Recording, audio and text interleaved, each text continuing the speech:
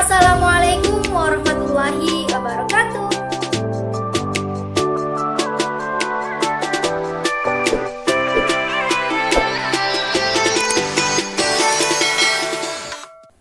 Aku Nela Nafa. Video kali ini sebenarnya adalah video kelanjutan dari pengalaman tinggal di Mahat part 1 dan tinggal di Mahat part 2. Nah, karena meskipun view-nya masih sedikit, tapi respon teman-teman itu bikin aku seneng banget.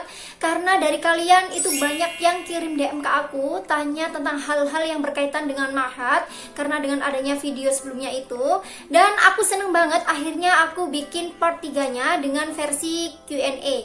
Nah, karena dari beberapa pertanyaan itu banyak versinya, maksudnya pertanyaan itu banyak, jadi udah aku rangkum di sini. Mungkin ada pertanyaan yang sama, bisa aku jadikan satu. Dan karena aku tinggal di Mahat itu tahun 2016, makanya aku takut lupa dan mungkin ada beberapa hal yang sudah berubah dari Mahat. Dan aku udah sharing sama adik tingkatku yang dia tinggal di Mahat. Dia menjadi musyrifah sudah kurang lebih 3 tahun lah. Dia udah lama di sana dan aku udah sharing tentang pertanyaan-pertanyaan kalian yang akan aku bagikan hari ini. Nah, langsung aja ke pertanyaan yang pertama. Selain kegiatan sehari-hari, apakah ada kegiatan lain? Jawabannya ada. Jadi teman-teman, sebelumnya aku udah pernah bikin tentang kegiatan sehari-hari di Mahat UIN Malang, yaitu di part 2 kalau nggak salah, karena part satunya adalah fasilitas yang kalian dapat di Mahat UIN Malang. Nah, kalian bisa aja langsung cek di beranda YouTube aku. Ini aku jawab. Jadi selain ada kegiatan sehari-hari, sorry belepotan, itu ada beberapa kegiatan tambahan. Jadi waktu itu aku cerita dari awal ya. Waktu pertama kali kita masuk itu nanti ada yang namanya tes, kayak tes untuk Sobahul Lugha, untuk taklim. Itu nanti di sana kita akan dites untuk ditaruh kelas mana yang cocok dengan kita. Untuk tingkatnya ada 3 tingkat. Jadi nanti kalian setelah tes, maka nanti akan keluar kalian berada di tingkat berapa. Itu biasanya setelah datang ke Mahat kurang lebih 1 minggu atau 2 mingguan lah, itu nanti kalian akan dites.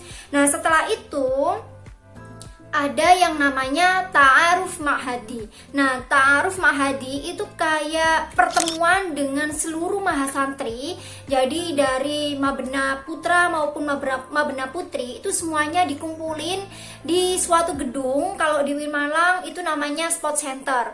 Nah, di sana itu kalian akan diperkenalkan kayak orientasi gitulah. Kalau bahasa lebih gampangnya, itu kalian diperkenalkan dengan lingkungan Mahat dan kayak diajak seneng-seneng gitu, kayak yel-yel, terus kayak adu kekompakan kayak gitu-gitu.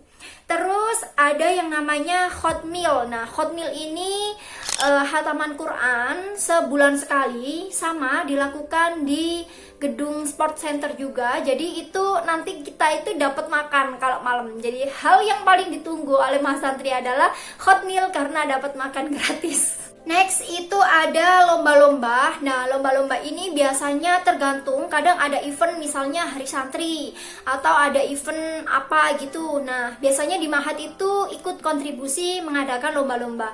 Nah, selain itu di Mahat juga mengadakan lomba-lomba lain kayak lomba antar mabena ataupun lomba antar kamar atau gimana. Dan ada juga lomba kebersihan dari setiap lantai. Jadi kamarku waktu itu termasuk kamar yang terbersih.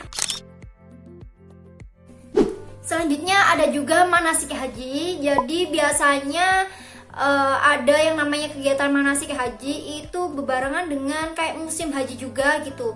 Kalian akan manasik haji di lapangan UIN Malang. Di sana juga ada miniatur Ka'bah dan itu kayak dilombakan juga gitu loh. Mana kayaknya mabena apa kamar ya? Atau lantai, aku lupa. Pokoknya dilombakan misalnya per lantai mana yang paling kompak kayak gitu. Dan itu kita disuruh hafalan setiap kalimat yang atau doa-doa yang dibacakan ketika manasik haji. Selanjutnya itu di semester 2 ada juga yang namanya pendaftaran sebagai muharrika. Nah, muharrika ini tuh dia sebagai pembantu atau apa ya, tangan kanan dari musyrifah. Nah, musyrifah itu adalah pengurus di Mahat, sedangkan muharrika itu kita yang sebagai mahasantri itu sebagai kayak yang bantu atau sebagai tangan kanan dari musyrifah kayak gitu. Nah waktu itu aku juga daftar sebagai muharrikah, dan aku waktu itu ngambilnya Katrio ya, jadi bagian kebersihan, karena aku agak edik banget ya sama kebersihan, jadi ya udah aku ambil kebersihan karena aku suka sama kebersihan. Nah selanjutnya itu sebenarnya ada yang mungkin aku lupa, tapi yang aku inget ini ada muadaah yang terakhir. Muadaah itu kayak gebiar perpisahan ketika kita lulus dari Ma'had. Jadi ada kayak penampilan-penampilan dari mahasantri. Jadi kalian akan diseleksi orang-orang yang punya bakat, orang-orang yang bisa kayak ada atraksi juga, terus punya kisah motivasi gitu-gitu, itu mereka akan ditampilkan di acara muadaah. Oke, ini adalah pertanyaan yang paling banyak ditanyakan oleh teman-teman, yaitu makan dan minum di Ma'had itu kayak gimana. Nah teman-teman, makan dan minum itu kita nggak dapat fasilitas dari Ma'had maupun kampus, artinya kita harus beli sendiri. Nah belinya ini ada dua macam. Yang pertama kita bisa beli di kantin, dan yang kedua bisa beli di warung-warung di luar kampus. Nah kantin itu ada yang namanya kantin putra dan kantin putri. Nah kantinnya jualan apa? Mereka jual berbagai macam makanan, mulai dari makanan rumahan, dari mie, kemudian ada makanan warungan, dan kalian juga bisa beli es, beli susu, beli kopi di sana, dan harganya itu kantong mahasiswa banget. Terus kalau aku bosen makan di kantin, biasanya paling sering aku beli di Lalapan Cak Udin, itu kurang lebih harganya 8.000 sampai 10.000. Terus kalau nggak gitu, kalau aku pengen makanan rumahan itu ada yang namanya Warung Nikmat, itu aku paling sering juga beli di sana. Harganya juga masih kantong mahasiswa banget, sekitar 8.000 sampai 10.000-an sama. Dan yang paling terkenal di UIN Malang adalah soto Konaah.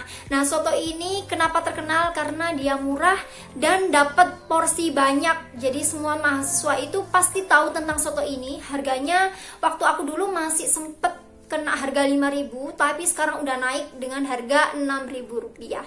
Nah, untuk minum gimana? Minumnya itu kalian bisa beli satu kamar itu kayak iuran gitu loh, beli galon. Dan di UIN Malang itu kayak menyediakan galon namanya namanya Maliki Water. Dan kalian kalau nggak pengen minum galon, kalian juga bisa beli minum botol-botol gitu. Itu sekitar 3,5 sampai 4 ribuan. Jadi selama tinggal di Ma'had boleh pulang nggak? Atau pulangnya itu kayak di pondok per semester atau libur panjang aja? Dan kalau ada darurat juga bisa izin pulang atau tidak? Nah teman-teman, jadi kita itu kalau tinggal di Ma'had UIN Malang boleh pulang 1 minggu sekali, yaitu hari Sabtu dan hari Minggu. Nah kalian kalau mau pulang hari Jumat itu pakai izin dengan alasan-alasan yang logis ke murabiah kalian. Jadi untuk hari Sabtu dan hari Minggu itu kayak mau pulang ya udah pulang aja, cuman tetap izin pakai kartu. Dan kalian kalau tanya, misalnya ada darurat, misalnya keluarga meninggal, ibu meninggal atau ayah meninggal atau mendelik ya, itu kalian boleh izin melalui musyrifah kalian. Dan musyrifah kalian itu nanti akan menyalurkan ke murabiah kalian.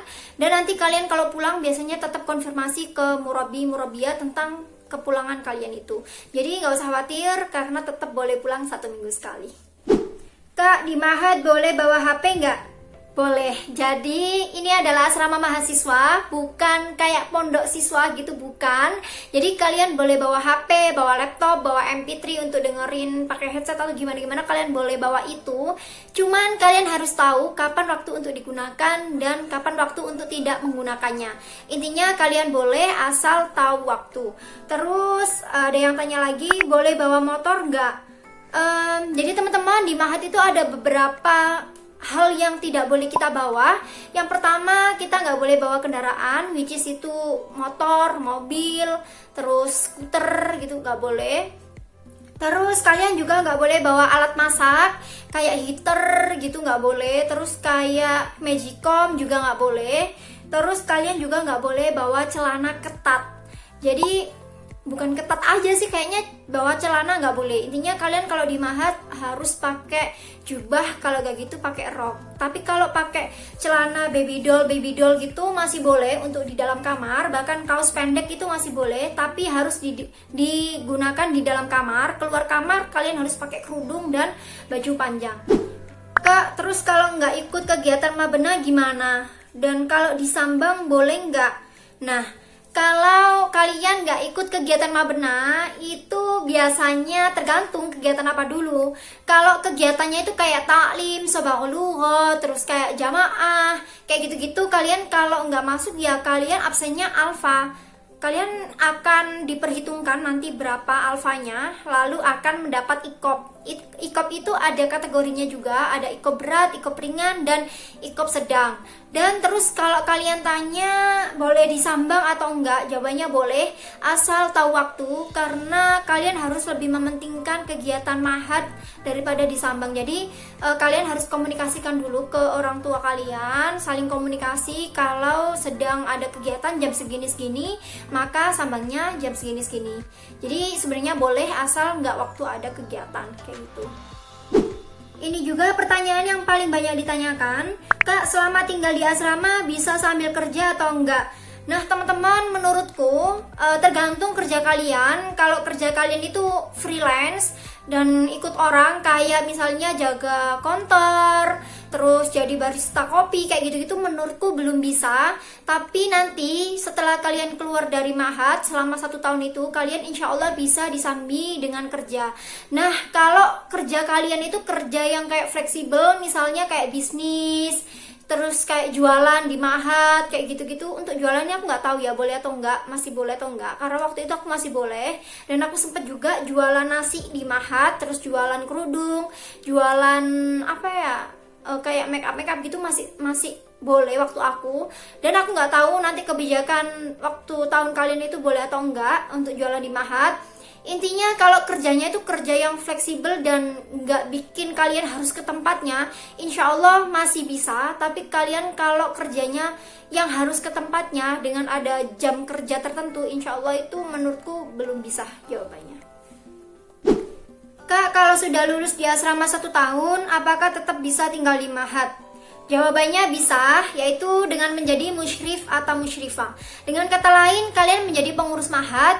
Dan untuk menjadi pengurus mahat ini ada pendaftarannya dengan beberapa tahap. Nah, pengalamanku itu aku pernah daftar sebagai musyrifah. Di tahap yang pertama itu tahap seleksi berkas, aku lolos. Tapi untuk tahap selanjutnya itu aku nggak lanjutin karena ada satu dan beberapa hal yang akhirnya aku memutuskan untuk tinggal di kosan aja. Nah terus untuk seleksinya itu kayak gimana aja, itu aku nggak bisa kasih patennya karena kata adik tingkatku yang tadi itu, yang Farah, yang dia tinggal di mahat sebagai musyrifah, itu per periodenya itu agak beda-beda gitu untuk tesnya. Ada pokoknya secara garis besar itu kalian ngumpulin berkas, terus ada tes tulis, tes bahasa, wawancara, dan masih ada sidang pleno dari para internal. Dari internal itu kayak memutuskan ini layak atau tidak, kayak gitu. Nah teman-teman, untuk musyrifah ini ada 2, yaitu musyrifah yang aku bilang dengan tanda kutip biasa gitu ya, itu tinggalnya di mahat bersama kalian. Dan ada musyrifah BTQ. Nah musyrifah BTQ ini untuk mereka yang mempunyai hafalan Al-Quran, dan mereka itu biasanya nanti sebagai tutor untuk adik-adik yang mau ikut program tahfidz Quran di Mahat UIN Malang. Terakhir ada yang tanya, Kak, apakah setiap bulan itu kita masih ada bayar-bayar lagi? Jawabannya enggak. Nah teman-teman, bayarnya itu cuma sekali di depan. Kalau waktu aku dulu itu 7,5 juta, aku nggak tahu next di periode kalian itu berapa. 7,5 juta itu sudah sampai lulus selama 1 tahun, tapi kalian nggak dapat minum, nggak dapat makan, tapi kalian dapat fasilitas. Kalian bisa cek fasilitasnya di videoku part 1. Dan kalian kalau mau tahu tentang berapa sih biaya hidup di mahat, kalau aku dulu 1 minggu sekitar 200 sampai 250 insya Allah sudah cukup untuk makan, minum, dan lain-lain. Jadi kalian gak usah kayak mikir, oh nanti ada bayar-bayar lagi atau gimana. Enggak, jawabannya enggak. Itu bayarnya cuma di depan 7,5 juta waktu aku, dan tinggal kalian beli makan, minum, dan lain-lain aja, kayak gitu. Oke, sekian video dari aku. Kalau ada kurang lebihnya bisa dikoreksi juga. Dan kalau ada pertanyaan-pertanyaan lain, kalian bisa tanyakan di kolom komentar. Dan semoga video ini bermanfaat. Dan jangan lupa like, comment, subscribe, dan share ke seluruh sosial media kalian.